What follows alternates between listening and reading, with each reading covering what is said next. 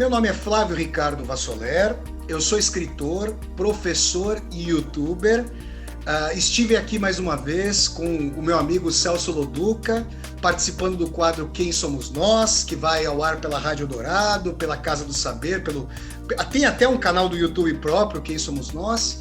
Nós falamos aqui sobre aspectos da atualidade do escritor russo Fyodor Dostoiévski, esse mestre das letras russas e universais, 200 anos após o seu nascimento. Foi uma conversa que situou Dostoiévski no seu tempo histórico, trouxe aspectos da sua vida, trouxe aspectos do seu pensamento em relação ao século XIX e também procurou sondar as contribuições que Dostoiévski ainda tem a dar para a nossa época, para os sentidos ou para o ressentimento da nossa época. Agradeço muito ao Celso, gostei muito da conversa, é a terceira oportunidade aqui para eu participar do Quem Somos Nós, e agradeço muito, conto com a audiência aí de todas e todos vocês, da página do Quem Somos Nós no YouTube, da Rádio Dourado e da página da Casa do Saber. Muito obrigado a todas e a todos. Oi, pessoal. Bem-vindos mais uma vez ao Quem Somos Nós, que a gente costuma chamar de Slow Talk semanal, sobre tudo que a gente faz, pensa e sente. Se você tiver curiosidade sobre todas as conversas que a gente já teve, vai lá no quemsomosnós.com.br, lá tem tudo de todas as plataformas. Ou então você vai direto naquela que você preferir, que é no YouTube, no SoundCloud, no Spotify, etc, etc. Hoje a gente tem um programa especial sobre os 200 anos do nascimento de Fyodor Milyanovich Dostoiévski. Estou tentando falar russo, vocês vão ver que o Flávio fala super russo, eu não consigo, estou quase que tirando um sarro dele. Que em 11 de novembro, nasceu em 11 de novembro, há 200 anos atrás. Nós vamos falar sobre o homem, a obra dele, com um convidado que já esteve aqui, está pela terceira vez e é sempre um prazer conversar com ele. O pós-doutor em literatura russa pela Northwestern University, doutor e mestre em teoria literária e literatura comparada pela USP e agora também com um canal no YouTube que tem o nome dele. Vale conferir. Vai lá que você vai gostar também do canal dele, acho que mais do que desse aqui. O professor Flávio Ricardo Vassoler.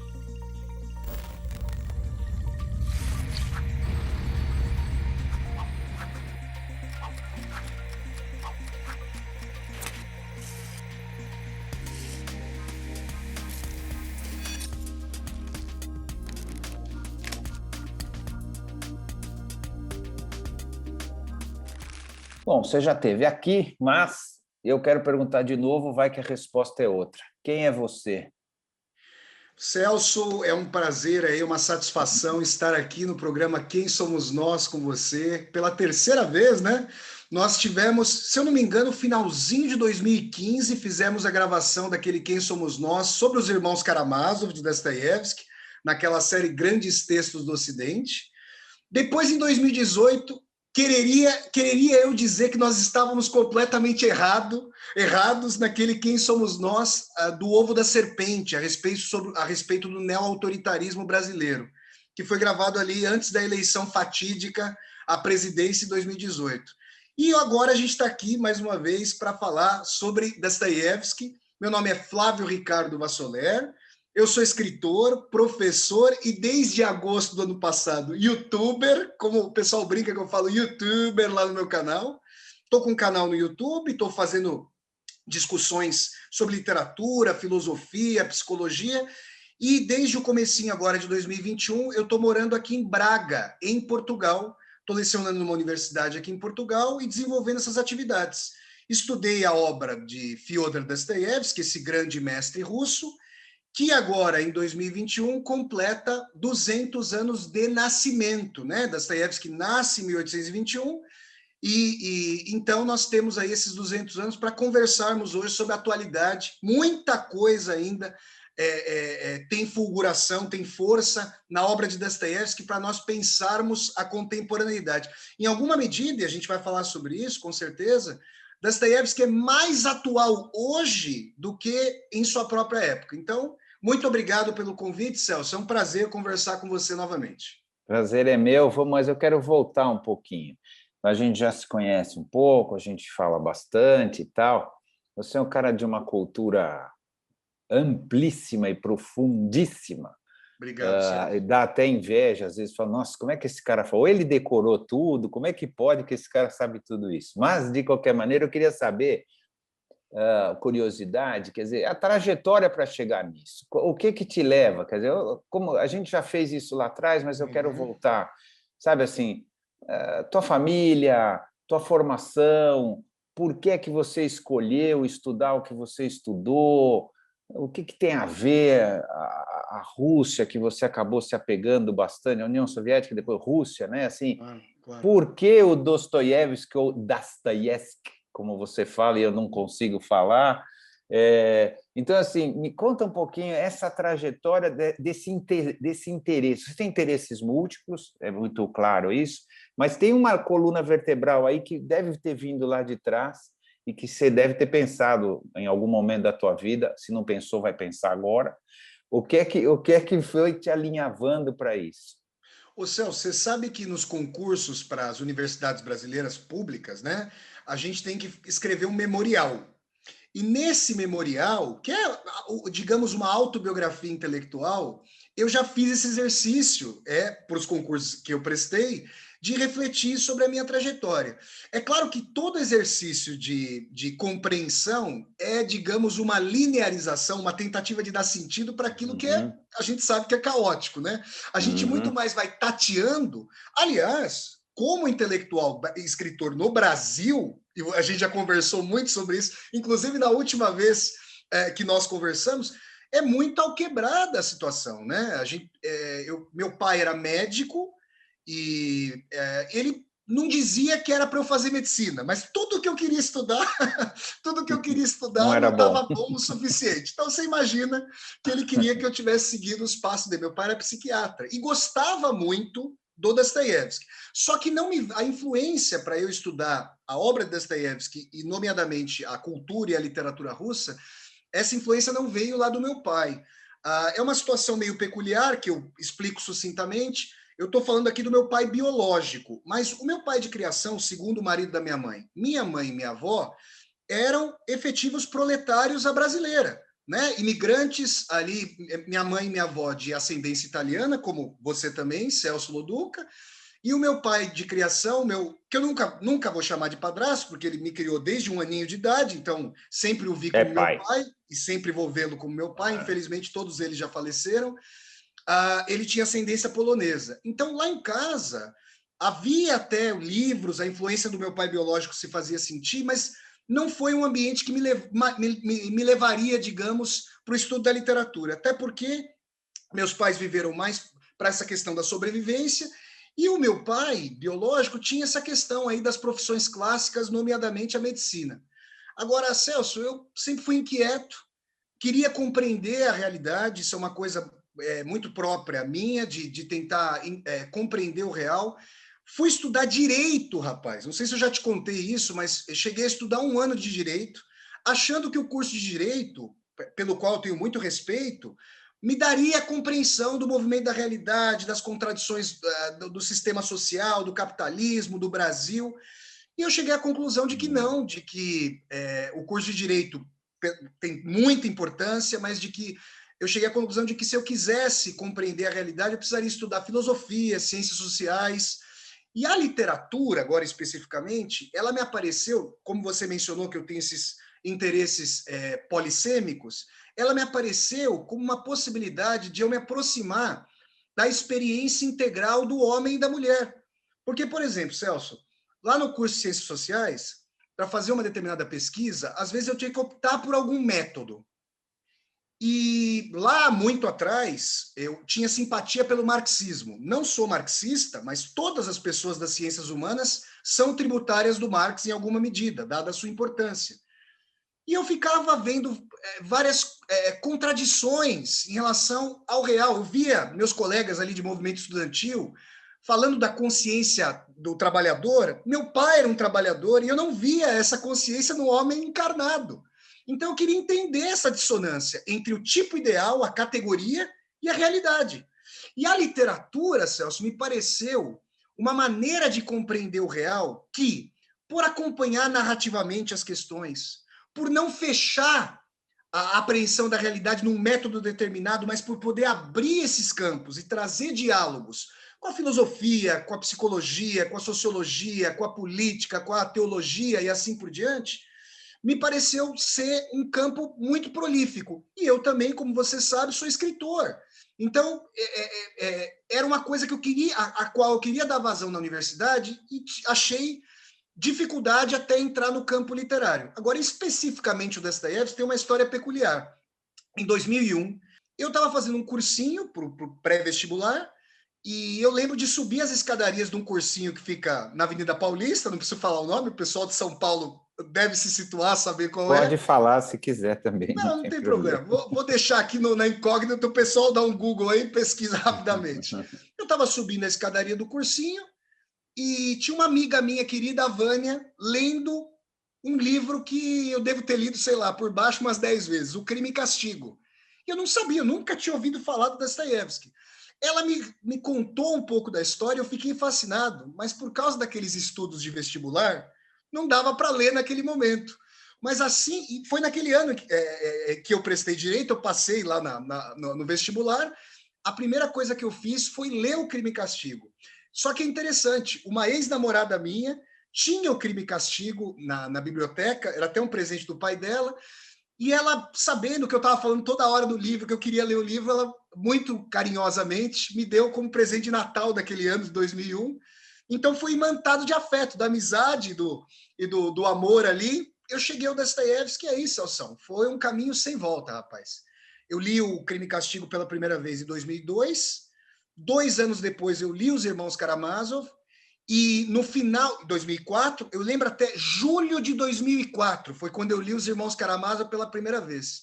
E no final daquele ano de 2004, eu deparei com 5 volumes. Na verdade, lá na livraria da EDUSP, era uma livraria ali bom, a EDUSP é a editora da Universidade de São Paulo, que tem algumas livrarias no campus ali da cidade universitária, e no prédio da História ali, que eu fiz Ciências Sociais na Universidade de São Paulo, no prédio da História, que fica ao lado do prédio das Ciências Sociais, tinha, né? Acho que não tem mais, tinha uma loja da EDUSP.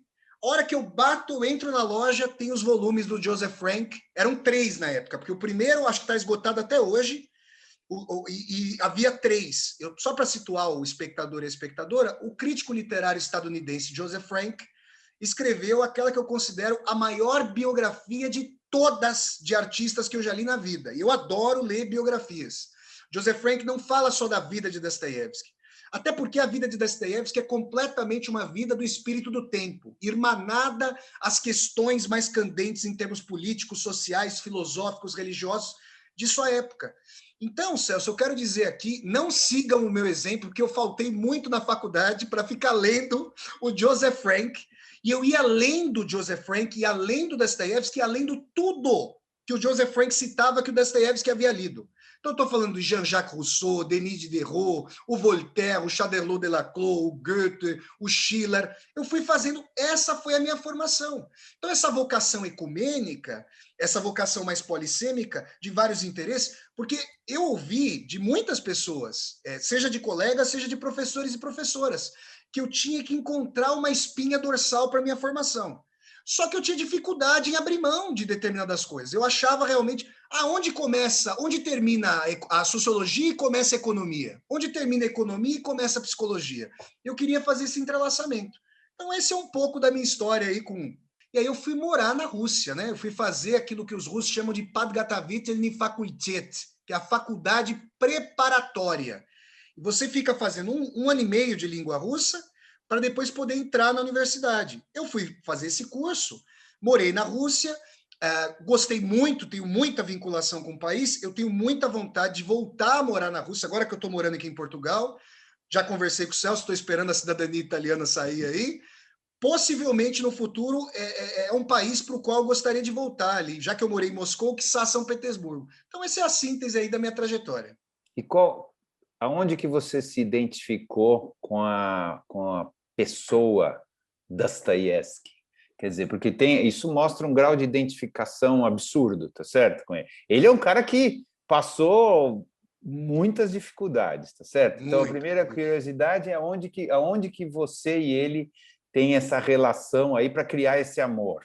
Ô, Né? Celso, você vai ficar. As coincidências não são poucas. Eu acho que eu já te contei isso e conto agora para os espectadores e espectadoras do Quem Somos Nós.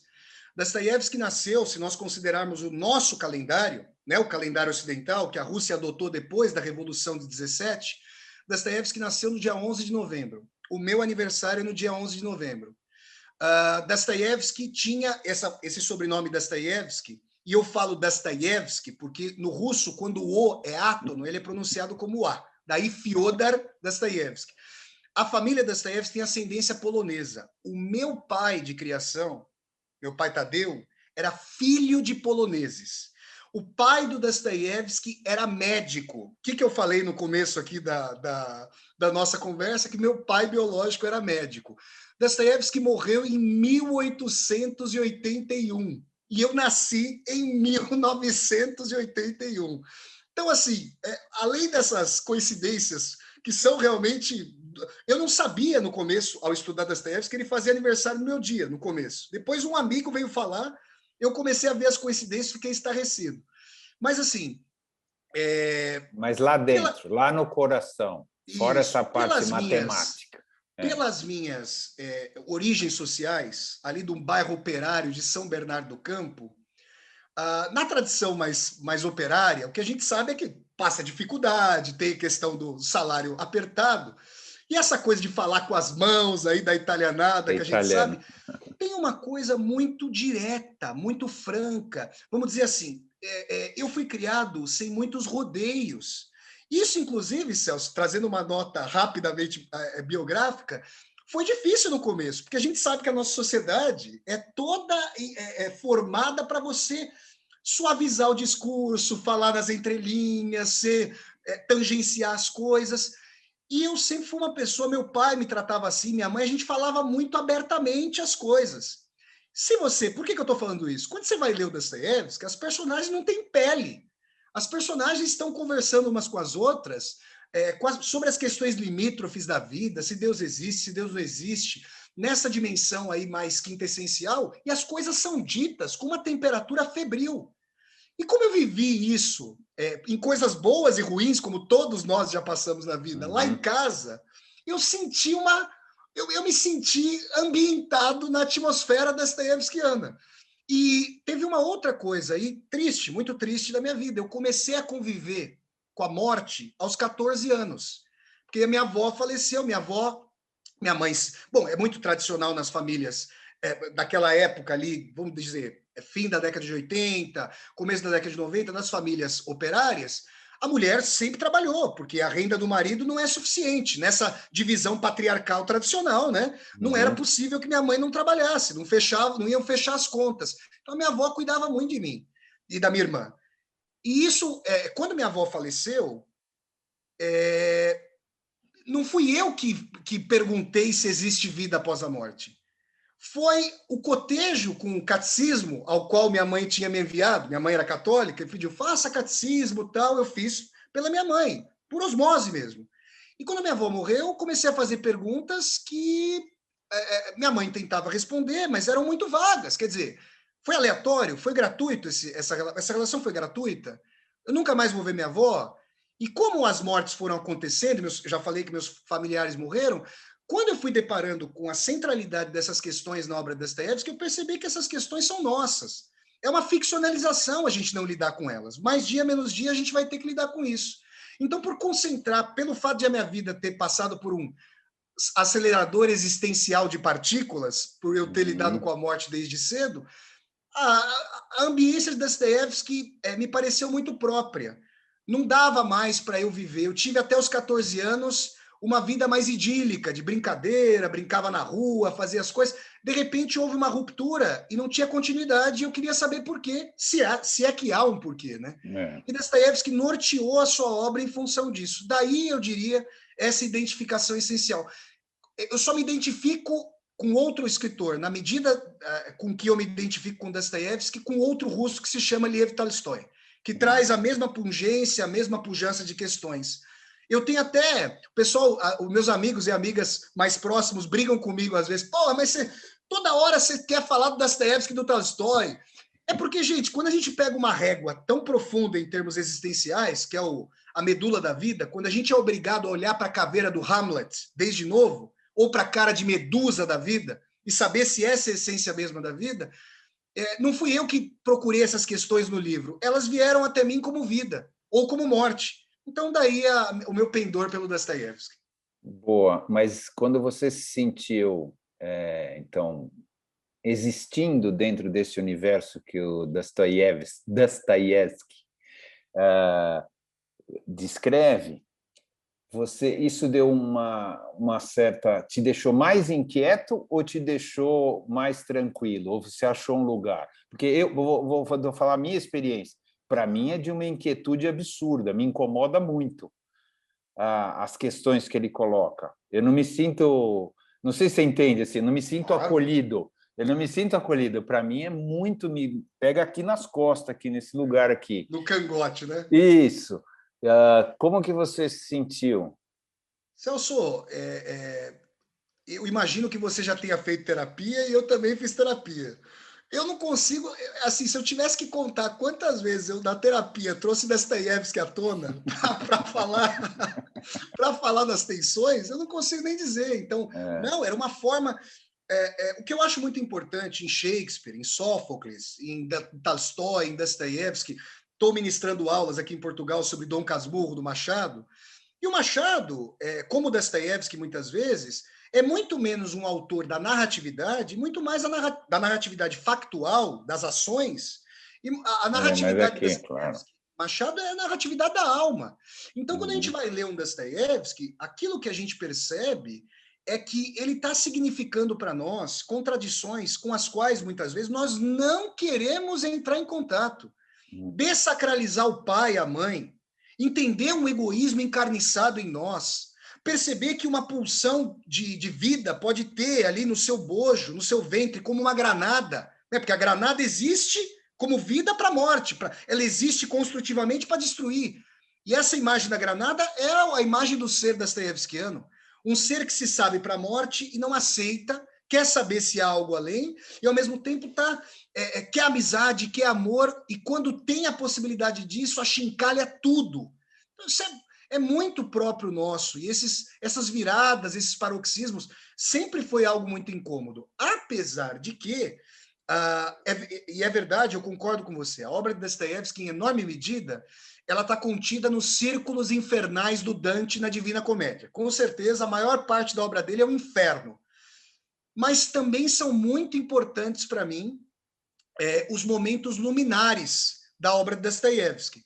Então, em o romance O Idiota, com o príncipe Muishkin, nos Irmãos Karamazov, com Alyosha Karamazov, e no conto O Sonho de um Homem Ridículo, uma obra-prima do Dostoiévski, para mim, o melhor texto dele depois de Os Irmãos Karamazov, a gente tem algumas personagens que se colocam, Muishkin, por exemplo, uma criação dostoiévskiana, tentando imaginar como é que Cristo e Dom Quixote poderiam ser fundidos numa pessoa.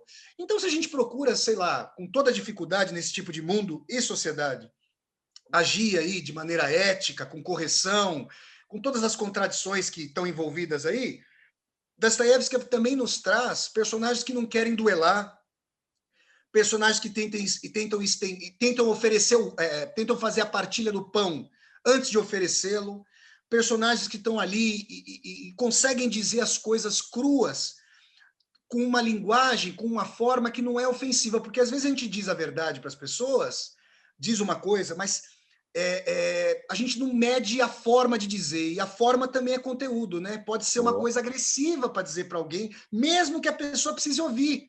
E o Dostoiévski pensou até nisso. Então, seja nas agruras, nas agonias, no inferno, seja na transição do purgatório rumo a uma nesga de paraíso, eu encontrei em Dostoiévski várias reverberações e as trago para mim de maneira muito rente. Tá, muito bom. Vamos lá, vamos falar então um pouquinho. Primeiro, já que a gente está falando dos 200 anos do nascimento dele, vamos falar um pouquinho como foi a vida dele, né? Porque a vida dele determinou também, eu acredito, como para todos nós, a maneira dele ver as coisas e, portanto, a maneira da literatura dele. Né? Então, se a gente conseguir fazer uma mini biografia, não em três tomos. Ó, o que eu posso dizer é o seguinte: a vida de Dostoiévski é uma das mais cinematografáveis e biografáveis que a gente pode imaginar. Porque você vê, Dostoiévski é filho de um médico, só que sempre passou pindaíbas, é uma expressão de São Paulo lá, o pessoal do resto do Brasil talvez não conheça, agruras financeiras, sempre, sempre. Só no fim da vida é que teve um pouquinho. Tem em São Petersburgo, tem o Museu Casa Dostoiévski, e aí é uma casa mais burguesa, mais confortável, é uma casa em que ele morou ali com mais proveito e proventos, né? Já no fim da vida. Agora, o pai do Dostoiévski era um nobre de baixa extração, muito diferente, portanto, da situação da família Tolstói, cuja casa aristocrática remonta à fundação da aristocracia na Rússia, uma coisa, quem tiver a oportunidade de ir para Yasnaya Poliana depois da pandemia, né? Que é uma propriedade do Tolstói que fica a 2 horas de Tula, vai falar, fazenda, isso é uma né? propriedade ou é um país? Isso aqui, é uma fazenda, é linda. Vamos fazer reforma agrária geral, porque é um negócio gigantesco ali, a propriedade gigantesca, a propriedade de Yasnaya Poliana. Então, Dostoiévski tem essa questão.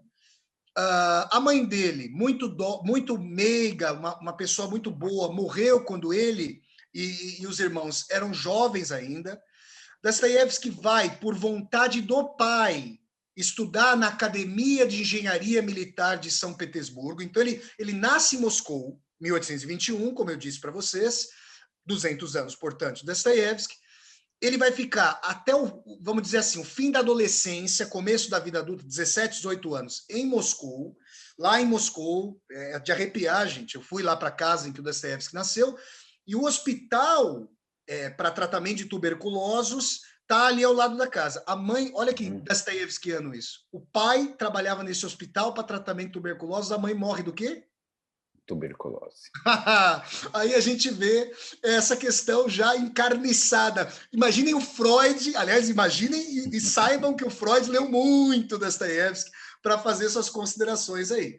Ele vai para São Petersburgo, o sonho dele, a vocação dele não tem nada a ver com a Academia de Engenharia Militar, ele já vai despontando como um autor na sua formação, leu muita literatura francesa, muito Honoré de Balzac, muito influenciado, muito Shakespeare, muito Goethe, muito Schiller, influenciaram Dostoiévski a vida inteira. Lança seu primeiro livro em 1846, tá? Portanto, 25 para 26 anos aí, e é um sucesso retumbante naquele momento. E é preciso entender que Dostoiévski escreveu uma obra interessante, Pobre Gente, seu primeiro romance, mas também foi muito pragmático, soube entender as demandas daquele realismo social de princípios do século XIX, das primeiras décadas do século XIX na Rússia, nomeadamente do grande crítico da época, o Vissarion Bielinski, e soube adaptar a sua pletora de psiquismo, né? O Nietzsche chegou a dizer, o Nietzsche é um dos maiores leitores de Dostoiévski do século XIX, chegou a dizer que só tinha um psicólogo, o Nietzsche com a sua modéstia contumaz, né? Só tinha um psicólogo com quem ele ainda tinha algo a aprender, que era o Dostoiévski. Ele falou isso, né? A gente sabe que a gente conhece do Ecce Homo, da autobiografia do Nietzsche, como ele é modesto, né? Mas, de qualquer maneira, o Nietzsche estava certo. Não sei se o Dostoiévski era o único psicólogo com que ele tinha algo a aprender, mas que era um grande psicólogo, era. Agora, quando ele sai desse estrelato, ele é insensado, provoca inveja nos rivais, vai ter como o Turgenev, o Ivan Turgenev, seu contemporâneo, como desafeto, pro resto da... Desafeto, mas também amigo, uma relação tensa, Dizem as más línguas que Dostoiévski não pagou certas dívidas junto a Turgenev, que era outro remediadíssimo lá da época, aristocrata e tudo mais. E Dostoiévski é insensado. Só que depois, esse insensamento, quando ele tenta fazer obras mais com seu feitio, não que eu não goste de Pobre Gente, mas o Duplo, que é uma obra posterior a Pobre Gente, é uma pequena obra-prima. Mostra a cisão de personalidade na personagem do Galiadkin, uma esquizofrenia literária objetiva ali da personagem. É uma obra-prima. Foi pessimamente recebida nos círculos, porque aí Dostoiévski, já achando, fazendo uma leitura, ó, já abri meu terreno, agora planto eu mesmo as minhas sementes. A plantação vem com o meu propósito. Aí, ele foi mal acolhido. Então, nós temos essa questão, esse debate em Dostoiévski, sempre fazendo traduções, ganhando pouco, recebendo adiantamentos, e é importante dizer que, num determinado momento da sua vida, Dostoiévski desenvolveu o vício da jogatina. E aí ele já tinha problemas financeiros, aí ele foi à bancarrota 1001 vezes, e a sua segunda esposa, Anna Dostoiévskaya, que escreveu, inclusive, um relato, um livro interessante sobre a sua relação com Dostoiévski, que chama Meu Marido Dostoiévski, falou muito sobre isso, era complacente muitas vezes. Dostoiévski teve muita sorte, porque, olha, uma pessoa que não fosse minimamente compreensiva dificilmente ficaria, obviamente, com um marido aí que era viciado em jogo. Até escreveu, né, a sua novela O Jogador. Agora, Dostoiévski, Celso, sempre teve, isso é importante dizer, sensibilidade social. Dostoiévski sempre viu que a ética do socialismo, que era um movimento político, filosófico dominante no século XIX, e o foi ainda mais, como a gente sabe, no século XX, que essa ética do socialismo tinha conjuminações com o Sermão da Montanha de Jesus Cristo. Então, muitas vezes, quando me perguntam, já me perguntaram muitas vezes se Dostoiévski, eu já dei até aula lá no meu canal do YouTube sobre isso, Dostoiévski era de direita ou de esquerda, eu falo, ele era de direita e de esquerda. E a gente vai poder falar sobre isso. Mas ele via uma conjuminação muito grande entre a eticidade do Sermão da Montanha, a fraternidade e os propósitos do socialismo. A ideia do Dostoiévski era conjuminar o socialismo com uma possibilidade de transcendência, de espiritualidade. Aí ele viu uma coerência. Ele fez parte, em fins da década de 1840, de um círculo revolucionário chamado Círculo de Petrashevsky. Esses círculos eram importantes na Rússia do século XIX, porque, Celso, um debate como esse, na Rússia do século XIX, é proibido. No bar, na universidade, no parlamento, não podia acontecer. O tsarismo descia a borracha. Claro que, Celso, o tsarismo, a pressão, a censura e a pressão tsaristas, a ditadura tsarista, perto da ditadura stalinista, é uma brincadeira de criança, né? De qualquer maneira, havia uma forte censura. Então, eles faziam esses pequenos círculos e Dostoiévski aproveitava para jantar nesses círculos, para dar uma poupada nas suas dificuldades financeiras, pelas quais ele sempre passou. A questão é que, como acontecia na ditadura brasileira, na nossa última, ou oxalá que não seja a penúltima, né? Não vamos falar que é a penúltima, né? A última. Oxalá, se Deus quiser que seja a última. A gente tem ali agentes infiltrados da Ahrana, que era a polícia política, ali, a polícia secreta do Tsar. Esses membros do círculo de Petrashevsky propugnavam pela abolição da servidão.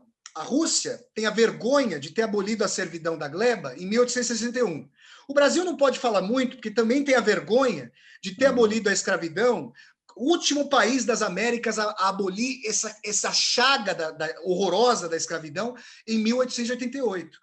Então, o que nós temos é que Dostoiévski fez parte desse círculo, era totalmente favorável à abolição da servidão, também era favorável, aí é uma discussão entre os estudiosos e estudiosas de Dostoiévski sobre se ele teria realmente se tornado um ateu em determinado momento. Eu considero que nunca, eu considero que ele sempre foi atormentado por muitas dúvidas, mas inequivocamente e religiosamente ateu, não. Eu considero que Dostoiévski transitou num esfumato, vamos usar o nome da técnica do Leonardo da Vinci, para dizer que ele sempre teve num interstício, podendo dar voz ao ateísmo como à espiritualidade e fazendo entrechoques radicais de ambos na sua obra.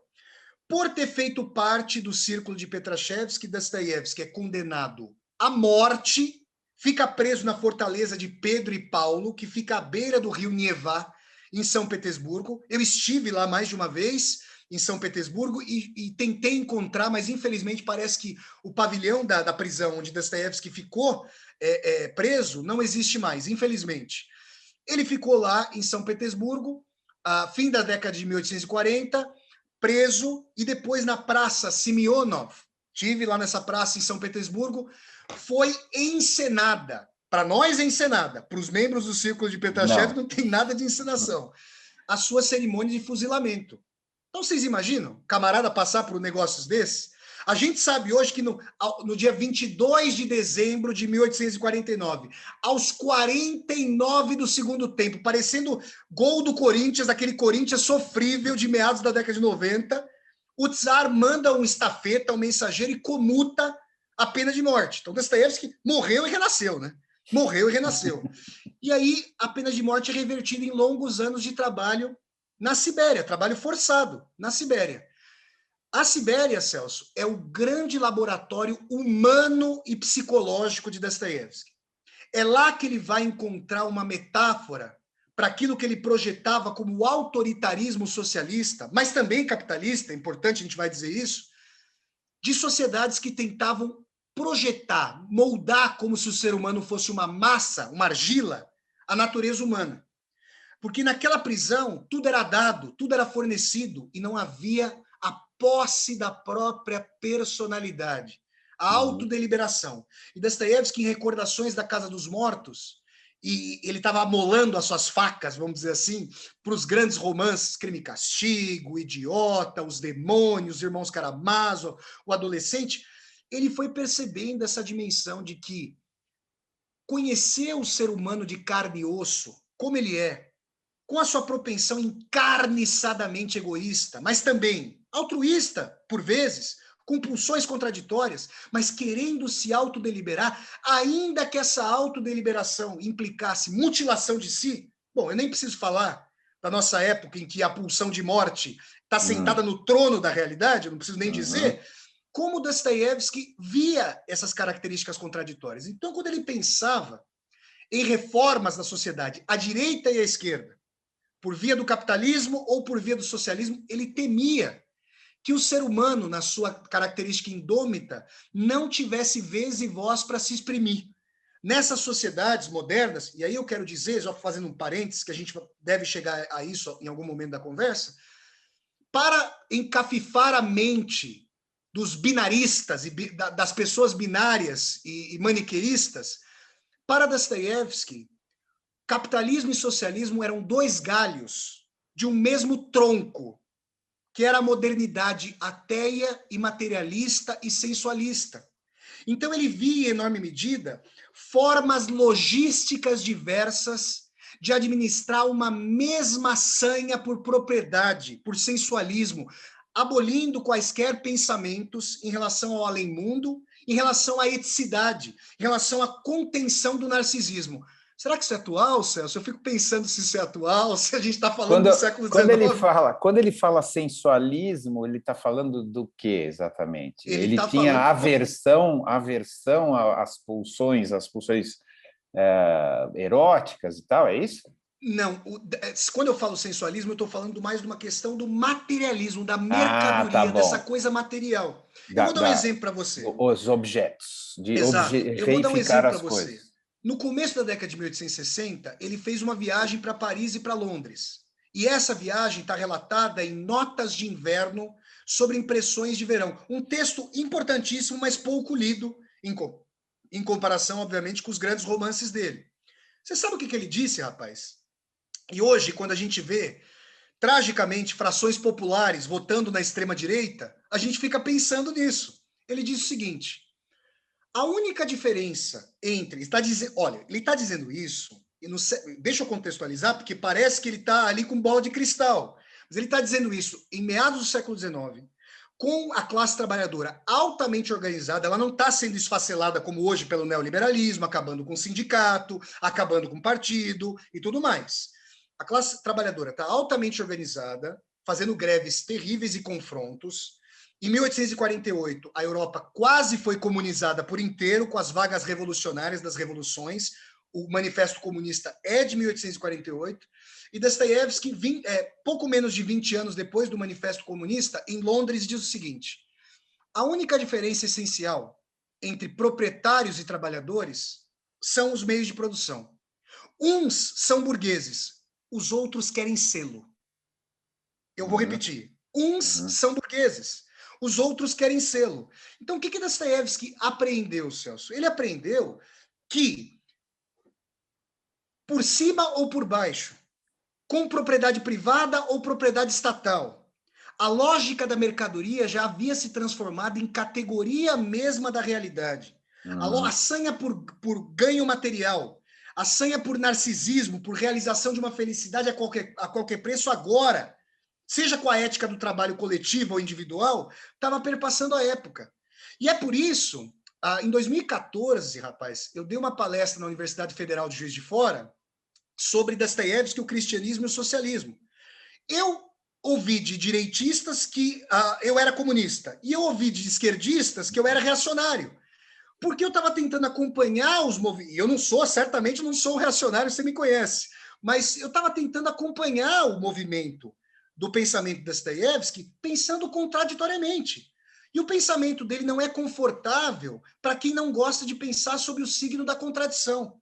A vida dele foi contraditória. Então, depois da prisão, quando ele começa a ter simpatias, vejam, e não foram pequenas, pelo czarismo, olha que coisa louca. O Freud escreveu um livro, escreveu um ensaio chamado Dostoiévski, o Parricídio, em que ele investiga por que, cargas d'água, Dostoiévski esteve implicado no movimento de esquerda que quis matar o czar, derrubar o czarismo, e depois o cara abraça o czar pai. Passa a defender.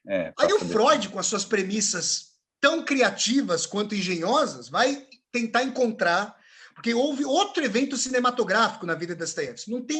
Não é cabal que isso tenha acontecido, mas o pai do Dostoiévski talvez tenha sido morto pelos camponeses da propriedade de Dostoiévski em Staraya Russa, na velha Rússia, uma cidade que fica ali a 2-3 horas de São Petersburgo. Qual foi a engenhosidade do Freud? Numa biografia de Dostoiévski, do Horace Miller, o primeiro biógrafo de Dostoiévski, um dos primeiros, ele, agora eu não estou com certeza do nome do biógrafo, de repente, depois a gente pode colocar aí na descrição do vídeo. Mas o Freud teve acesso a uma biografia em que se dizia que o pai de Dostoiévski tinha sido assassinado, isso está posto em dúvida, é possível, mas não é cabal, e que Dostoiévski teria sofrido uma situação ali de castração num processo masturbatório. De repente estava lá no seu quarto se masturbando e o pai teria castrado isso objetivamente. O que o Freud, com as suas ilações micrológicas das pulsões sexuais, fez em termos macropolíticos e filosóficos? Olha, o ódio do pai castrador, nessa disputa entre pai e filho pela mãe, aí o Édipo está aí conosco, primeiramente quis matar o pai por intermédio da figura do czar. Olha a engenhosidade do Freud. Está indo longe. Depois, por complexo radical de culpa, abraça tão incestuosamente quanto o pai que outrora quisera matar. Então, quer dizer, é um verdadeiro enredo literário que o Freud faz, digno de Shakespeare, para dizer a verdade, digno de Sófocles também, ali do Édipo Rei, que ele faz. Eu acho interessante, mas como Freud parte de uma premissa que não necessariamente é verdadeira, primeiro que a gente teria que provar uma coisa que é improvável, que é essa castração ali colocada. Claro. Depois, essa questão da morte do pai, a gente fica aí sem saber. O que eu diria para você, Celso, não freudianamente, mas histórico-filosoficamente, é o seguinte: Dostoiévski tinha aversão ao capitalismo ocidental. Porém, e isso é importante dizer, é uma aversão conservadora. Olha que coisa. É um pouco reacionário, não é isso? Assim, ele é um pouco reacionário nesse sentido, né? Ele era contra a modernidade, não é? Aí é que está, Celso. Dostoiévski era contra a modernidade, sendo um dos maiores racionalistas da história da literatura. Então é por isso que eu só consigo pensar sobre Dostoiévski pelo signo da dialética, da contradição. Porque, assim, ele não é um camarada que vai dizer não devemos nos racionalizar, queimemos Descartes na fogueira. Não, ele vai se apropriar do ocidentalismo, só que ele também vai ser um eslavófilo. Veja o que eu estou falando nesses termos. A Rússia do século XIX, grossíssimo modo, e até hoje, tinha as balizas do ocidentalismo e da eslavofilia como seus marcos de constituição. A eslavofilia era uma percepção de que a Rússia tinha uma igreja própria, era um país próprio, com valores próprios, multiétnico, multireligioso, que tinha que seguir as suas próprias determinações. Só que desde Pedro o Grande, fundador da cidade de São Petersburgo, a Rússia propugnava pela modernização para não ser engolfada pelas potências militares da época. A Suécia, a Polônia, os poloneses já chegaram a amarrar os cavalos dentro do Kremlin. E depois a França de Napoleão. Só com a modernização do seu parque militar é que a Rússia pôde rechaçar, não só rechaçar as potências ocidentais, como ser imperialista também. Né? Porque hoje a gente tem aquele Cáucaso na Rússia, no qual eu estive, lá em Sochi. Nossa, rapaz, ali a maioria é muçulmana. Em Kazan, você tem uma maioria, na República do Tartaristão, você também tem uma maioria muçulmana ali na Rússia. A Rússia, inclusive, faz parte da Liga Muçulmana das Nações. Então, o que eu estou dizendo? Você acerta quando você diz que o Dostoiévski tinha uma oposição reacionária ao capitalismo. Só que, se a gente se lembrar do que eu falei agora sobre Recordações da Casa dos Mortos, sobre a prisão, ele também achava que o dinheiro, numa medida liberal, que a gente sabe que hoje a gente tem monopólios, oligopólios, que assim, o liberalismo puro é tão existente quanto o socialismo puro, vamos dizer assim, é tão manualesco, é tão de manual quanto o socialismo puro, né? Nunca existiram na prática. Mas o Dostoiévski achava que o dinheiro, liberalmente, poderia ser um veio de expressão. Agora, quando ele se dá conta de que essa vaga é um tsunami, que o capitalismo mercantilizante é um tsunami, a Rússia czarista, e aí ele faz uma idealização, e o Trotsky, o grande revolucionário russo Lev Trotsky, diria que Dostoiévski, nesse caso, iria para a lata do lixo da história. Apesar de que o senhor Vladimir Putin adora essas vozes que eu vou falar agora, que Dostoiévski trouxe à tona. Veja só, Dostoiévski dizia que a Rússia, com seus valores cristãos autóctones, com a sua forma específica de pensar, que não era europeia, não era asiática, mas era eurasiana, ou seja, russa, deveria, com a sua sociedade estamental, de trabalho comunal da terra, em que havia um código de honra e uma figura de centralidade, que era a emanação de Deus, o Tsar, meu pai do céu, hein, gente? Que a Rússia poderia ser uma barricada ao Ocidente. Essa é a explicação histórico-filosófica que eu tenho para, no final da vida, Dostoiévski trazer algumas vozes, nomeadamente os irmãos Karamazov, nacional-religiosas. Mas quero já dizer que quem acha que isso dá conta da espiritualidade de Dostoiévski está enganado. Só para apontar para vocês, eu aproximei a espiritualidade de Dostoiévski na minha tese de doutorado, no meu livro Dostoiévski, a Dialética, Fetichismo da Forma, Utopia como Conteúdo, que foi publicado em 2018, do espiritismo, do Hegel, de dimensões mais racionalistas. Então, a obra de Dostoiévski, Celso, é um prato cheio para a contradição, para os duelos encarniçados. E, Celso, um tempo atrás eu vi um debate na Rússia que acabou em morte, rapaz, que foi o seguinte, um defendia a poesia e outro defendia a prosa. E os caras se esfaquearam ao fim e ao cabo. Isso é verdade. Isso é fato.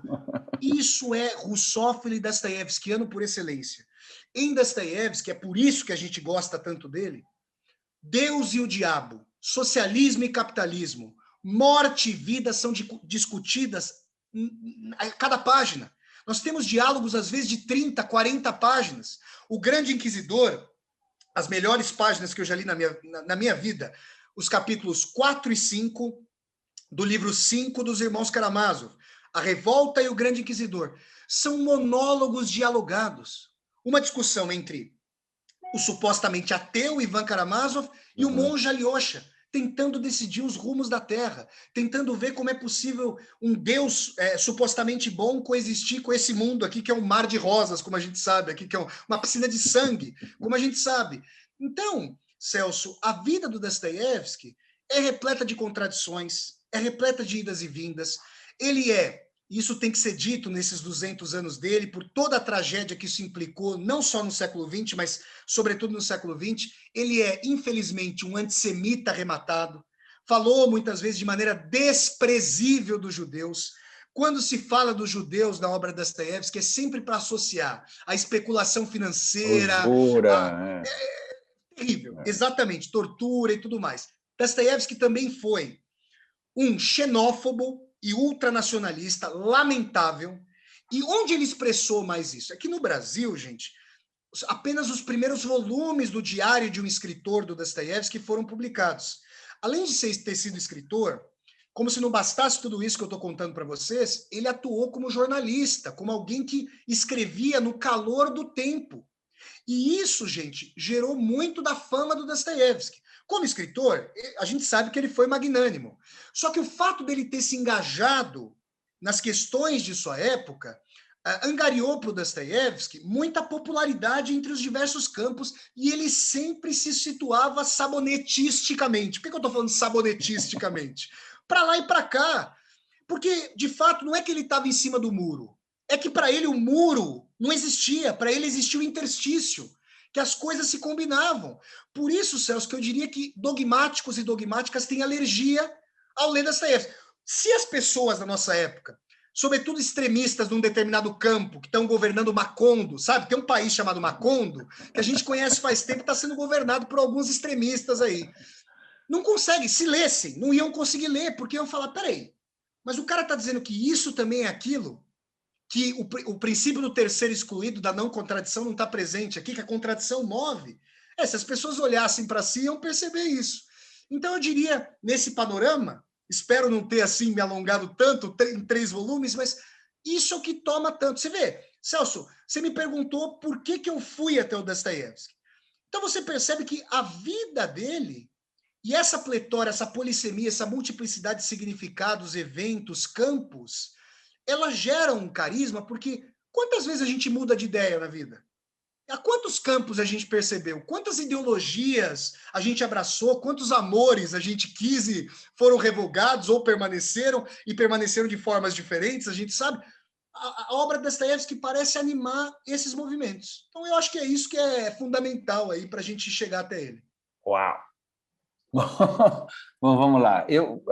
Ele, de alguma maneira, ele tinha, então, essa história de achar que o capitalismo estava diminuindo as pessoas, sei lá qual é a palavra, né?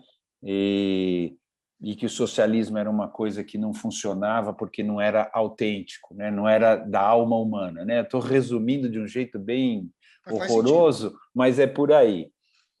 E, na minha percepção, ele tinha essa saída espiritual, vamos dizer assim, né? Existia uma saída, então, que era uma saída espiritual, que é também uma idealização. Por isso que eu acho esquisito, né? É assim, porque o capitalismo, como você disse, o liberalismo não existe, né? Tem gente que fala que a mão invisível do liberalismo não existe porque ela é invisível porque não existe, tá certo? Então, por isso que ela é invisível. Sabe o que, Celso? Que a mão invisível do capitalismo foi amputada, por isso que ela não existe. Então, e foram os próprios donos dos cartéis e monopólios que fizeram a amputação dessa mão. Então, diz que ela não existe porque ela é invisível porque ela não existe mesmo, por isso que ela é invisível. E que, ao mesmo tempo, que o socialismo é uma idealização quase religiosa, né? Assim, quase cristã, quase do Sermão da Montanha, né? Como você estava colocando. Mas aí ele fala assim, bom, mas a redenção é uma redenção também idealizada. Né? E eu fico com dificuldade de conviver com esse raciocínio. Claro. Esse é um ponto esse é mais um pomo de discórdia, como se for. Olha, Celso, sabe, vale para a obra de Dostoiévski um aforismo brilhante do ainda mais brilhante Oscar Wilde. Quando os críticos discordam entre si, o artista concorda consigo mesmo. Eu acho que esse aforismo brilhante resume essa relação. Como é que Dostoiévski via Deus? Se você me pedisse, Flávio, abre o osso e pega o tutano, a medula do osso. O que é Deus para Dostoiévski? Dostoiévski concordaria com o apóstolo João, que escreveu no Novo Testamento, numa das suas epístolas, Deus é amor, ou seja, é alteridade, é conseguir superar o narcisismo para chegar até outrem, só que ainda mais essencialmente, para usar um linguajar freudiano, para Dostoiévski, Deus é superego. Ou seja, a ação acontecida neste mundo terá reverberação no eterno. A gente pode pensar na Divina Comédia sobre os caldeirões infernais de Dante, na punição, com a teologia católica do inferno, mas Dostoiévski não está afinado com esse sentido. Ele está afinado, Celso, com a dimensão da culpa. A gente hoje a nossa época tem dificuldade em falar em culpa. Eu entendo o peso castrador do conceito judaico-cristão de culpa, sobretudo em relação à sexualidade mesmo, e sobretudo em relação à sexualidade das mulheres, muito mais castrada do que a sexualidade dos homens, mas, consequentemente, se a das mulheres é castrada, a dos homens também o é. Agora, a nossa época se reabilitaria muito se tivesse o outro diante de si. Porque essa fraternidade, essa reconciliação com o outro, que refreia narcisismo, era uma dimensão que Dostoiévski via numa colocação de Deus como absoluto. Aquele valor, aquele cume em direção a qual a história propende e para que todas as ações e valores tenham sentido absoluto e universal. Então, Celso, se nós pensarmos no dia mais vergonhoso da nossa vida, do qual nós temos vergonha de nos lembrarmos. Todas as pessoas têm esses pontos terríveis na própria vida. Dostoiévski diria que isso pode ter uma dimensão de arrependimento, comiseração e alteridade em face do absoluto. Que se, e Dostoiévski e Kardec concordam nisso ipsis literis, aliás, o Hegel, na Filosofia da História, o Kardec no Livro dos Espíritos e o Dostoiévski, ao longo de sua obra, pensaram a mesma coisa. A única atitude racional em face da finitude da morte é o egoísmo mais rematado. Aqueles que não podem exercê-lo, nomeadamente a maioria da humanidade, que se persigne como seres ordinários, diria Raskolnikov no Crime e Castigo, em face da crendice.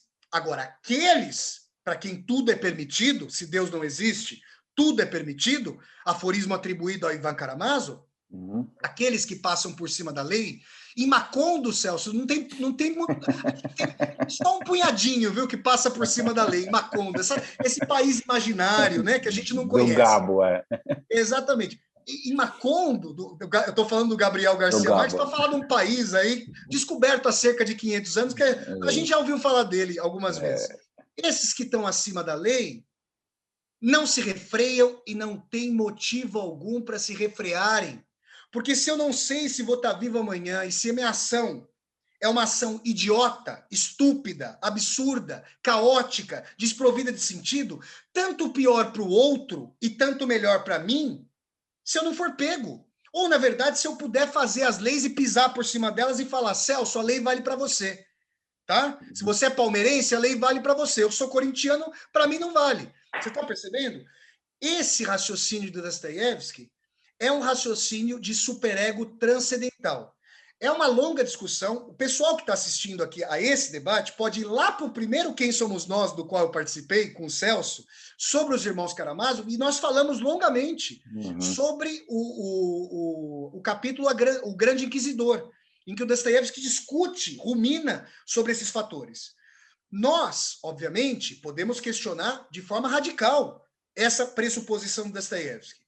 Agora, sendo ateus ou teístas, sendo agnósticos ou espiritualistas, não deixa de ser interessante pensar que,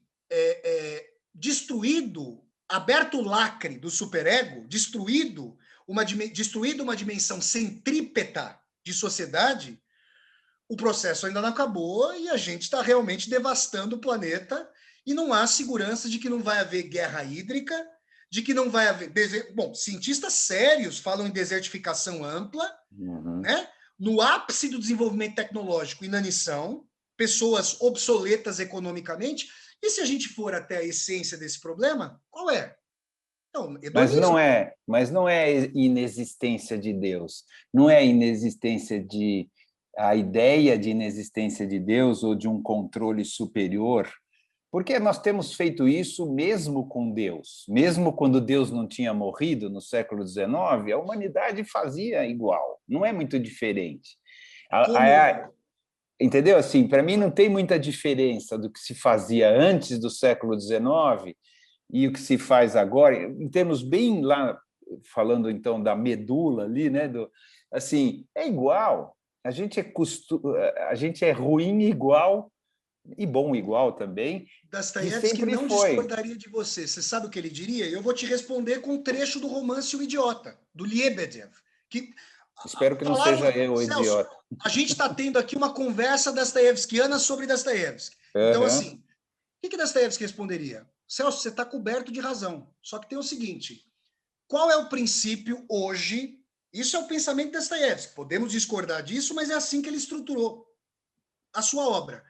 Me fale um pensamento hoje que aglutina a sociedade. Ele, lá no romance O Idiota, disse: nós temos estradas de ferro, nós temos o capital, então o capital é o novo Deus? Porque a humanidade, pensava Dostoiévski, precisa de uma base universal para se organizar e para aglutinar suas forças. Essa base universal hoje está presente. Eu estou aqui em Braga, ao norte de Portugal. Você está, salvo engano, em São Paulo, ou tá no interior de São Paulo, onde a gente conversou a última vez, e a gente está conversando em tempo real. Então, essa base está colocada. Só que Dostoiévski não pensava apenas materialmente. Eis a questão. Ele pensava em termos de ethos, em termos de valores. Ele diria, em épocas anteriores, houve um princípio maior de arrependimento. O próprio Immanuel Kant, lá no seu princípio categórico ético, da sua crítica da razão pura, alguns atribuem o ateísmo a Kant. Eu não concordo com isso. Eu acho que o Kant firmou o seu imperativo categórico ético, no sentido de que você deve agir, nunca tratando o outro como um meio, mas como um fim em si mesmo. E agir para a sua ação ser universalizada, ou seja, se você mente, se eu minto, eu estou autorizando você a mentir. E se eu roubo, eu estou autorizando você a fazer o mesmo. Eu sempre via essa categoria, esse imperativo categórico ético, com a mão, vamos citar agora uma mão invisível, com a mão invisível de uma divindade.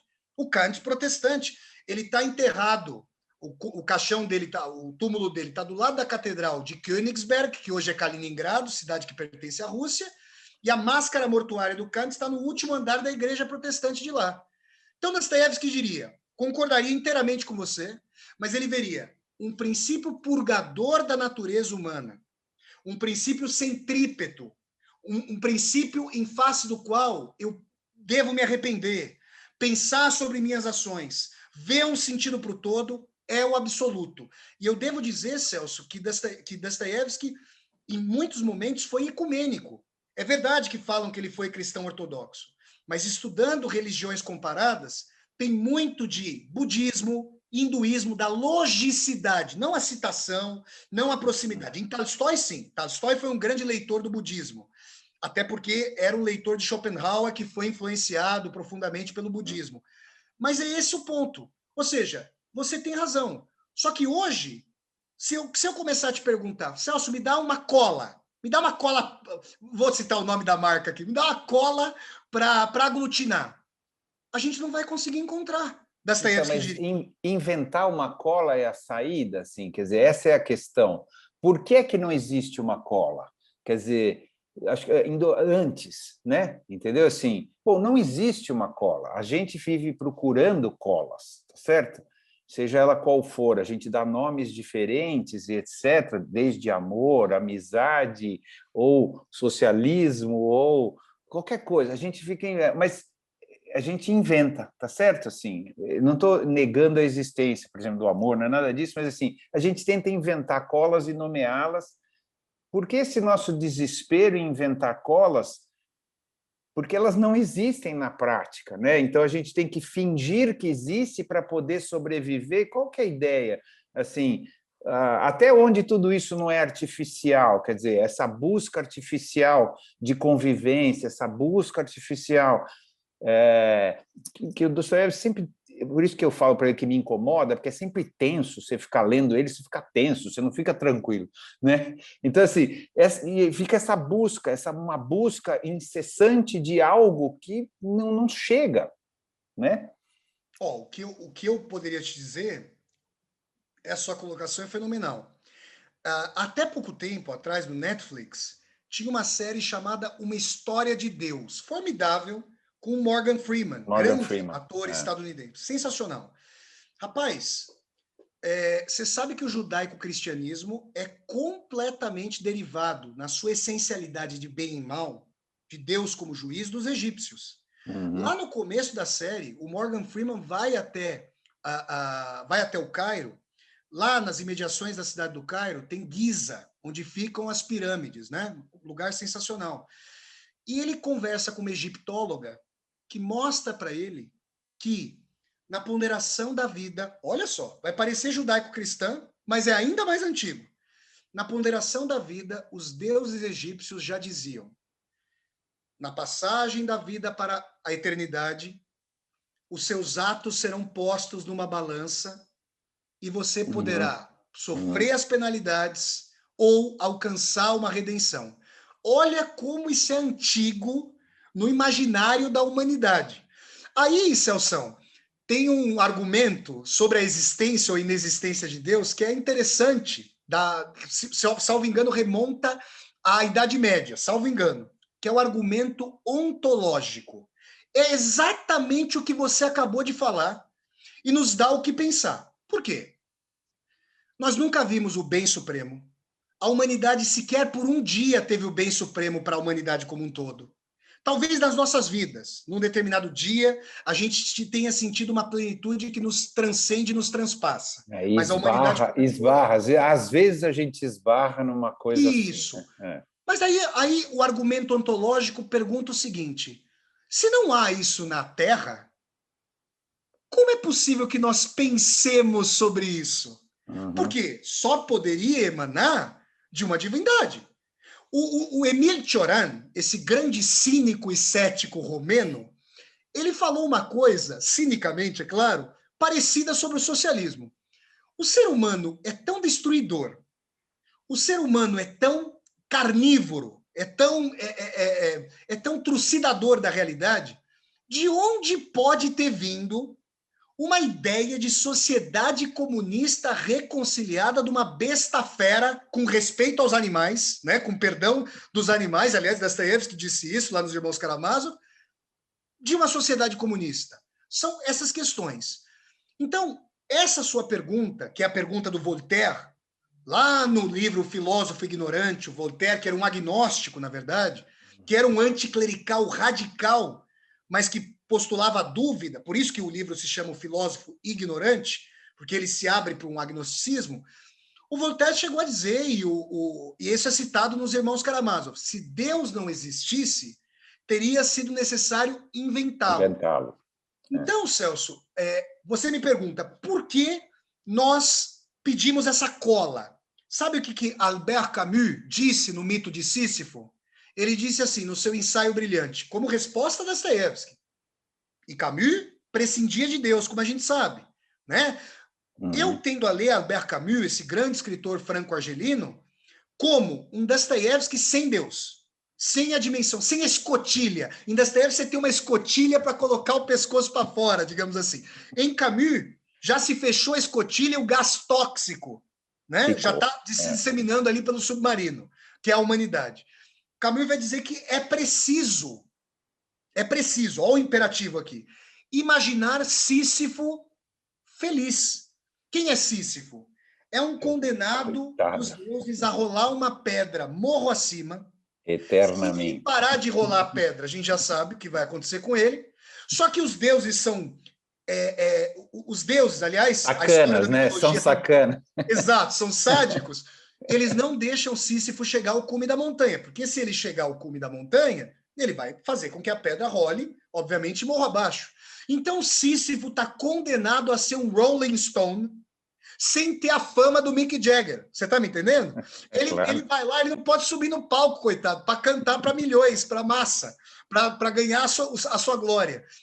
E o Camus entendeu que essa condição de rolar a pedra é a nossa condição de seres finitos.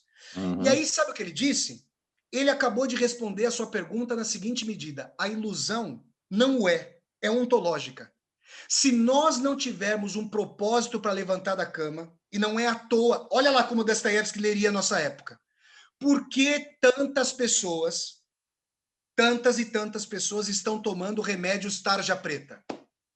Porque precisam de uma cola, que é uma cola bioquímica, para conseguir levantar da cama. Dostoiévski diria, o propósito está ausente. Dostoiévski concebia, é a concepção dele. A gente pode concordar com ela ou discordar. Mas veja, um ateísta como Camus está falando de uma dimensão ontológica da ilusão. Porque se é preciso imaginar Sísifo feliz, e é muito difícil imaginar Sísifo feliz, Dostoiévski bem poderia perguntar ao Camus, mas é possível imaginar Sísifo feliz? Uma vez, rapaz, eu estava dando uma aula lá no meu canal do YouTube sobre Camus e Dostoiévski, aí uma pessoa no chat da aula, muito espirituosa, falou, falar para o Camus falar que é preciso imaginar Sísifo feliz é fácil. Um cara boa pinta, talentoso, reconhecido, prêmio Nobel da literatura, aí é fácil falar que é possível imaginar Sísifo feliz. Quero ver ele tá com o meu boleto aqui para pagar. O cara falou desse jeito.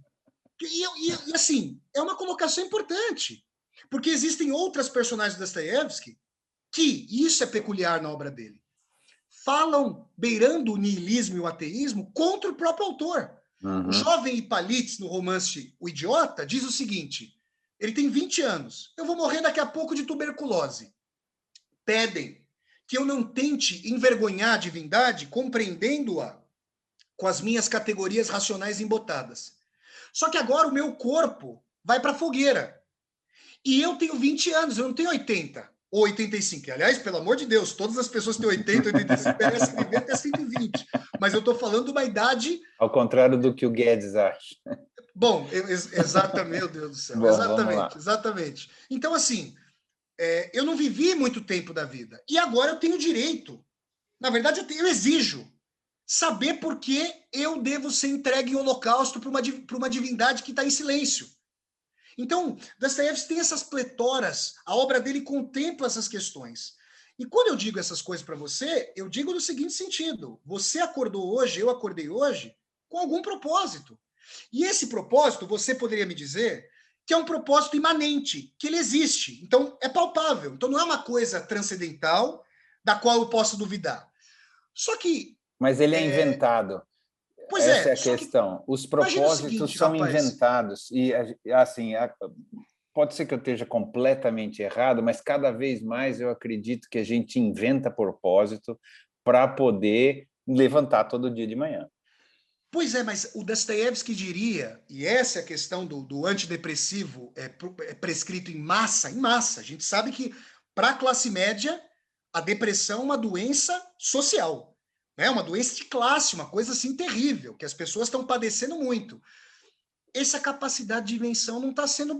Com todo o refinamento da indústria cultural, da indústria cinematográfica, de tudo, toda a força propagandística, as pessoas estão adoecendo. E Dostoiévski interveria nesse adoecimento coletivo, uma ode a um narcisismo que não se religa com o outro, não tem freios mais, a gente já falou do freio do superego, e não consegue se irmanar. Veja, a gente tem hoje aplicativos em que as pessoas podem maximizar a sua satisfação sexual, a gente sabe o nome de vários deles. Eu não, só você. Só você. Tá vendo? Só eu. O Celso é bem casado, gente. Ele não sabe disso. Vocês podem ter certeza que ele não sabe. Sei. A gente abre aqueles aplicativos e a gente está diante de uma gôndola. Essa é a verdade. Nós estamos na gôndola do supermercado e as pessoas estão na gôndola do supermercado se curtindo e se fruindo de uma maneira que é realmente passar um catálogo. E as pessoas, o que é muito valioso, muito importante, têm mais liberdade sexual, sem dúvida. A gente tem uma vaga reacionária tristíssima, mas onde há patrulha moralista, a gente sabe que o grau de hipocrisia já dizia Nelson Rodrigues, né? É de uma distância na realidade mesmo terrível. E aí o que a gente tem, né, para ver essa questão é que as pessoas não se ligam, não ficam próximas, não partilham intimidade mais. As pessoas têm medo dessa conexão, porque o sofrimento para o narcisismo patológico é uma coisa a ser evitada a qualquer custo. Né? A pessoa, de repente, a gente percebe isso, a pessoa está um pouco ensimesmada, entristecida, há 1001 fórmulas para a pessoa vender uma imagem de si que não possa passar qualquer sombra. Eu não vou contar para que veículo, é claro, mas uma vez foram tirar uma foto minha, que eu estava falando sobre esse livro do Dostoiévski, e eu quis sorrir. Mas eu quis sorrir porque você me conhece, eu sou um cara gaiato, sou um cara brincalhão e tudo mais. E a pessoa dizia que eu tinha, por ser intelectual, que ficar ensombrecido, aquela característica mais lúgubre e tal, e não sei o quê. Eu entendo a razão disso, porque a despeito de o Nietzsche ter escrito A Ciência Feliz, que é a Gaia Ciência, de Fröhliche Wissenschaft, a ciência feliz, a Gaia Ciência, a gente, quando bate nessas questões sobre as quais a gente está falando, são questões duríssimas. Mas tentar extrair felicidade do tutano da vida é uma tarefa quase paradoxal. Então, colocando essas coisas, o que Dostoiévski diria? Quem for ler Dostoiévski, pensar sobre hoje. Que essa falta de liga, essa falta de conexão, essa falta de empatia, ela diz respeito, obviamente, à forma do sistema social em que nós vivemos, que é completamente sociopática, não é. A gente está no meio de uma crise do capitalismo sem precedentes, talvez só com precedentes em 1929, desde 2008, não passou, né? Não se fala, a grande mídia a grande mídia nem nomeia, né, capitalismo. Parece que é o oxigênio, é a naturalidade. Essa crise não passou. E a gente está vendo na inanição, o Brasil, eu vejo as notícias do Brasil, uma coisa simplesmente atroz e terrível, me dá uma comiseração muito grande. E a gente percebe que nós não conseguimos parar esse trem, que ele tem um sentido, que é o sentido da maximização, mas nós não conseguimos parar isso e não conseguimos nos religar. A gente percebe as pessoas tendo projetos próprios, dizendo para as outras pessoas que estão felizes com os projetos próprios, mas a gente sabe, olhando para a realidade com lucidez, para a cara de medusa da realidade, que nós estamos escassos de afeto, de empatia, de proximidade. Qualquer coisa íntima partilhada pode parecer uma arma para o outro contra nós. Então, realmente, é um período dos mais sociopáticos e antipáticos no sentido da falta de empatia. Para Dostoiévski, esse aspecto é uma degeneração da vida viva, que ele coligava em relação à transcendência. É uma questão aí difícil, como você está pontuando, e eu concordo com as suas colocações, mas é importante que nós vejamos que, para ele, então, é essa questão da liga. Dostoiévski diria, Celso, que não houve uma sociedade até hoje que não pensou ou não criou a ideia de uma liga, de uma cola, de uma força centrípeta para atrair. De tal maneira que, inventado ou não, esse princípio é transhistórico, o que nos dá o que pensar, né? Claro. E tem uma coisa assim, quando você está falando, o trem está indo para um lugar e parece uma naturalidade, parece que esse lugar é um lugar natural e que a história corre para um lugar e não que a gente é que faz o lugar que a história corre, tá certo? Assim, existe uma ideia hoje de que existe um caminho, né? Parece que está um pouco ligado com o que a gente estava falando agora antes. Assim, que existe um caminho, que a história corre para um lado, que ela vai para um lado, como o marxismo, não o marxismo, né? Mas Marx, em algum momento, acreditava nisso, né? Não o jeito de pensar do Marx, mas ele acreditava nisso, de que inexoravelmente ia para um lado, e agora a gente parece que existe essa naturalidade, usando esse mesmo raciocínio, só que assim, inexoravelmente nós estamos caminhando para um lado, e é assim, o mundo tem esse sentido, que parte também da ideia do sentido de ter um Deus que determina como as coisas são, começo, meio e fim. Ou seja, não é isso? Assim, parece que já existe um fim determinado hoje, diferente do que era determinado antes, mas assim, e nós estamos vivendo de novo com uma naturalidade, dizendo assim, estamos indo para o precipício, mas é o precipício que poucas pessoas acham que é precipício, mas de qualquer maneira é assim que deveria ir.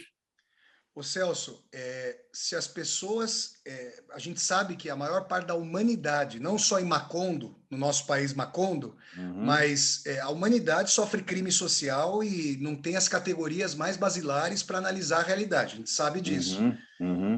Mas se as pessoas dimensionassem o que a implantação da inteligência artificial traz para o risco, meus pais ficaram 20, 30 anos numa empresa. A gente sabe que isso aí acabou. Isso não tem a menor possibilidade de acontecer mais. Que o fracionamento do trabalho, a sociologia do trabalho chama de uberização, de precarização do trabalho. Faz com que o capitalismo, com essa inteligência artificial, que se empregada numa sociedade de coletividade, de racionalidade comunal, liberaria as pessoas para suas vocações, hein? Se nós soubéssemos dividir a riqueza, se nós soubéssemos, né? Até hoje a gente não conseguiu saber como fazer isso. Mas se as pessoas dimensionassem esse problema, a angústia ela viraria uma névoa tão espessa contra a neblina da Índio Tibiriçá, que é uma estrada lá que liga São Bernardo a Ribeirão Pires, pela qual eu passei muitas vezes. Que realmente ela ia ficar espessa, as pessoas iam exudar, transpirar angústia, que realmente é uma coisa seríssima.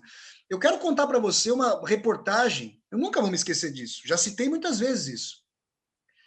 No ano de 2008, comecinho de 2008, tem um jornal dominical televisivo no Brasil, famosíssimo, não preciso dizer o nome, vocês sabem, passou uma reportagem ali, rapaz, de uma tentativa de os cientistas de então, e ainda não se falava em negacionismo, né, gente? Porque hoje a gente tem uma coisa aí sensacional, chamada, sensacional com toda a ironia, óbvio, chamada negacionismo, e aí a gente tem um fenômeno aí muito trágico, né?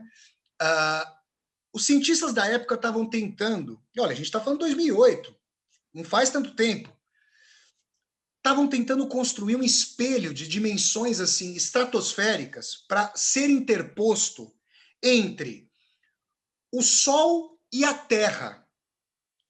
E aí esse espelho refletiria de volta para o cosmos 30% dos raios solares. Enquanto os jornalistas faziam uma ode a essa imaginação, na hora, aquela lâmpadazinha do professor Pardal acendeu em cima da minha cabeça. Eu falei, peraí, se a vanguarda da inteligência e da tecnologia do mundo, porque a gente está falando das maiores instituições universitárias e corporações do planeta Terra, né? Rússia, China, tecnologia aeroespacial, Estados Unidos, obviamente, não, jamais deixaria de mencionar. Se esses cientistas estão admitindo que é preciso construir um espelho, é porque esse trend que a gente falou, ele está desgovernado, ou ele está muito bem governado, mas é assim, nós e vocês. Porque um grupo seleto vai abocanhar isso e vai tentar colonizar outros planetas. Eu estou falando sério. Para mim, o gênero mais realista hoje é a ficção científica, que para mim deve ser reformulada como realismo científico. Porque, na verdade, aquilo que os autores ali projetavam, mas, na verdade, é superado pela realidade atual. Então, quando a gente vê isso, a gente percebe que esse princípio de deliberação coletiva da realidade, como produzir, o que produzir, quanto produzir. Eu leio o Yuval Noah Harari, esse formidável historiador israelense, lá no Homo Deus, e no 21 Lições para o Século XXI, e ele fala que, obviamente, pesquisas árduas estão sendo feitas para se encontrar uma fonte de energia a substituir o petróleo que tem aí 20, 30 anos de existência. Tá, mas e se essa fonte não for encontrada? Porque ela não foi encontrada em massa. A gente pode falar, por exemplo, do carro, energia solar, luz elétrica e assim por diante, mas maciçamente como o petróleo, até onde eu sei, não foi encontrada. Então como é que vai ficar o capitalismo de massa? né? Porque, assim, o princípio de formação do capitalismo ali, na sua massificação a partir do começo do século XX, é a dimensão de que os produtos na competição, na massificação, podem ser barateados de tal forma que os trabalhadores do Henry Ford, né, poderiam comprar os próprios carros. Esse é o princípio. Mas se não tem força de trabalho, se essa força de trabalho é continuamente revogada e é acidentalizada pela uberização, pela precarização da categoria do trabalho, como fala a sociologia do trabalho. Se isso, quem vai ser o mercado consumidor? Como é que a gente vai ter essa questão? Porque as pessoas podem se tornar só fraturadamente e contingencialmente solventes, ter dinheiro para comprar. E o dinheiro, inclusive, é uma categoria sobre a qual a sociologia vem falando que pode perder valor, pode perder disseminação. Então, quando a gente pensa nessas questões, Celso, a gente pensa na colocação... Difícil dormir. Difícil Exato. dormir. Você pensa assim, é preciso imaginar Sísifo feliz? Aí você fica pensando que a tensão é muito grande, e Dostoiévski realmente imaginou, em enorme medida, essas reversões de narcisismo em pulsão. Eu estou falando para vocês, eu estou expressando o que é a pulsão de morte no sentido mais coletivo e social. Uma sociedade que se diz amiga da felicidade, e de felicidade a gente sabe que tem muito pouco, senão as pessoas não estariam tomando remédios trágicos, antidepressivos em massa. Uma sociedade que se diz amiga do prazer, mas que coletivamente está assistindo de forma alienada a morte diária de milhares de pessoas nos países, e já milhões de pessoas, né? A enfermidade, a inanição, e não consegue coibir, não consegue ter um superego, uma construção dostoiévskiana de uma liga. Dostoiévski diria, Celso, que toda a história é um mar de sangue, mas com um princípio centrípeto era possível encontrar a dimensão de religare, de empatia e do outro. Tem um outro exemplo lá no romance O Idiota, está na mesma fala do Lebedev. Ele diz que um monge na Idade Média, no ápice da fome, canibalizara 60 pessoas. Não, Deus que me perdoe, né? Um horror completo. E esse camarada, diz o Lebedev, mesmo esperando os maiores suplícios das rodas da Inquisição, se entregou. Se a gente pensar hoje sobre o sentido de punição, e aí eu não estou falando só de punição externa, porque, inclusive, Crime e Castigo, que é o romance mais conhecido das Dostoiévski, o castigo não é só a punição na prisão. O castigo é a dor moral, é a empatia de ter infringido o não matarás. Esse é o pensamento das Dostoiévski, Celso. Se Deus está morto, se Deus não existe, o não matarás é uma contingência. A nossa época é o matarás. Né? A gente está numa época do matarás, né? Da contingência, de pessoas dizendo que pode haver, é uma coisa assim inimaginável, que a Previdência Social vai sofrer menos pressão com o que está acontecendo agora. É uma coisa inimaginável de ser dita em espaço público, e a gente sabe que tem declarações nesse sentido. Então, quando a gente percebe esse aspecto, Lebedev, no romance O Idiota, se pergunta, tá bom, me diga um princípio que em nossa época de trens de ferro e capital faria com que uma pessoa se arrependesse. E aí eu quero dizer a você, Celso, que em 2003, estava no primeiro ano da faculdade, rapaz, eu vi um filme chamado Cama de Gato, um filme brasileiro, tá? Chamado Cama de Gato. Agora me foge o nome do diretor, depois vocês podem até colocar aqui o nome do diretor. E aí o que aconteceu, Celso? O diretor fez uma trama de homicídio, tipo a do Crime e Castigo, e aí ele parou o filme num determinado momento e ele foi entrevistar pessoas na rua, para que essas pessoas, sem revelar o nome delas, dissessem o que fariam no lugar do Raskolnikov brasileira. Celso, muitas pessoas diriam, eu ligaria para o meu pai, eu ligaria para o meu pai, para minha mãe, para eles me ajudarem na ocultação do cadáver. Para eu me safar. E as pessoas estavam exprimindo coisas que a gente, obviamente que se fosse no ambiente de trabalho, ambiente formal, não falariam. Mas o mérito do diretor foi perceber o seguinte, que é a essência do que a gente está falando. O castigo não há mais. Porque mesmo que eu seja trancafiado, se eu não me arrepender profundamente, se eu não me purgar, não vai haver castigo para mim. Porque eu preciso me purgar daquilo que eu fiz. Eu preciso sentir que eu sou responsável pelo que eu fiz. De tal maneira que aquele filme foi o primeiro vislumbre, cotejando Dostoiévski com a nossa época, em que eu falei, a nossa época intitularia Crime e Castigo de Crimes sem Castigo. De tal maneira que a gente precisaria rever essa condição. Infelizmente, eu gostaria, obviamente, de trazer auspícios mais alvissareiros aqui, mas o momento é duríssimo para isso. O que me parece mais atual em Dostoiévski são as suas sombras, sua pulsão de morte, seu sentido do hedonismo radical, sem reverberação de laços empáticos. Os laços, né? A gente sabe que o sociólogo de origem polonesa, o Zygmunt Bauman, falou de laços líquidos.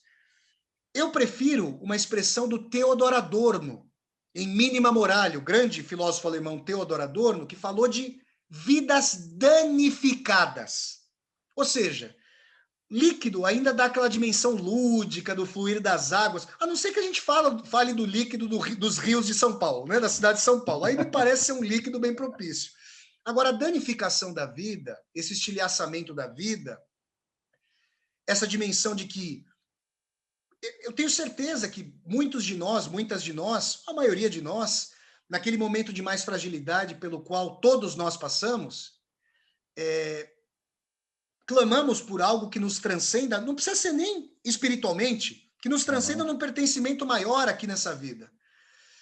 E quando a gente é apresentado a uma possibilidade, seja num relacionamento amoroso, numa amizade, num ímpeto de trabalho, a gente percebe o custo humano que isso tem, a dor, o sofrimento. Muitas pessoas refugam efetivamente e acham que, fazendo um cálculo atuarial, bem no sentido da nossa época, não vale a pena. Que a gente olha relacionamentos longevos e duradouros que legam feridas doloridíssimas, muitas vezes que sempre vão ficar supuradas, e as pessoas de hoje sofrem num outro sentido, mas acham que qualquer tipo de mergulho nisso implicaria uma perda de liberdade que sequer elas têm. Então, todo esse sentido, me parece que o Dostoiévski, 200 anos após o seu nascimento, é um autor fundamental, porque ele tinha, e eu vou conceitualizar agora, nesse momento da nossa conversa, mas a gente fez isso a todo momento. Eu e você fizemos isso. Dostoiévski pensava as ideias de sua época não como uma foto, como uma fotografia, um retrato. Ele pensava as ideias de sua época, Celso e espectadoras e espectadores, do Quem Somos Nós. Ele pensava em devir, ele pensava em movimento, ele pensava como um fotolito, como uma sequência fílmica. Então ele imaginava que a morte de Deus, como disse o Nietzsche, no aforismo 125 de A Gaia Ciência, que se chama O Homem Louco. O homem louco está com uma lanterna, como se fosse o Diógenes de Sinope, lá da antiguidade, com uma lanterna ao meio-dia, e perguntavam para o Diógenes, esse cara é maluco, por que ele está com uma lanterna ao meio-dia? Aí ele falava, ele revertia a maluquice dele para o outro, eu estou procurando um amigo. Nossa Senhora! Ele quebrava a perna de todo mundo. O homem louco do Nietzsche chega nas igrejas, sabe que as igrejas são sepulcros, dada a morte histórica de Deus, mas ele fala assim, cheguei muito cedo. Ainda não é a hora do requiem ad aeternam Deo, ou seja, o requiem ao Deus eterno. Ainda vai chegar a hora. Essa hora chegou. E aí vocês vão falar, as pessoas podem estar perplexas diante disso, porque vem uma refulguração da religiosidade. Eu sou uma pessoa, o Celso falou, que tenho interesses aí polissêmicos, pois eu assisti a muitas missas, cultos, frequentei muitos locais espirituais. E eu digo a vocês que, não em todos os lugares, obviamente, existem pessoas muito sérias, pessoas comprometidas com a fé, com a espiritualidade, que é uma dimensão transhistórica, sempre esteve presente. Mas não é à toa que muitas vezes, em diversas tradições religiosas, se fale mais da premiação neste mundo do que do além-mundo. É mais um princípio hedonista aqui na nossa questão. Ou seja, você usa a velha e tradicional chancela de Deus ou da espiritualidade para você ser bem-sucedido aqui. Poderia ser um estudo de caso, num curso, digamos assim, de empreendedorismo. Eu não estou brincando, isso é muito sério, porque a gente percebe uma retribuição nesta vida. Ao passo que Dostoiévski fala desse religare como um engrandecimento dessa vida, mas tendo em vista a eternidade. Essa é a dimensão dostoiévskiana. Então a gente percebe uma reversão narcísica até nesse princípio, Salsão. Bom, acho que agora é um bom momento para a gente fechar. Você já sabe como a gente fecha. Eu não me lembro como você respondeu das outras vezes. Eu espero que você não lembre também para poder responder para você responder com o espírito do momento. Quem somos nós, Flávio? Depois dessa conversa que nós tivemos, eu diria que nós somos seres ontologicamente atormentados pela busca por sentido. E eu diria que essa busca é inescapável, que o fato de ela estar emparedada num labirinto, estar apequenada, embotada, nos faz adoecer, mas essa busca é o constitutivo maior da humanidade, e se ela for colocada como aquele espelho entre o Sol e a Terra, ou esse trem que está indo rumo ao precipício, a necropolítica, a pulsão de morte coletiva, são fatores importantes para a compreensão da nossa época. Então, quem somos nós? Seres ontologicamente atormentados, em busca de sentido. E esse sentido, em termos coletivos, não só individuais, é uma tentativa de construção de uma liga, de um cimento social, de um cimento histórico. Maravilha, boa, puta, como sempre uma delícia.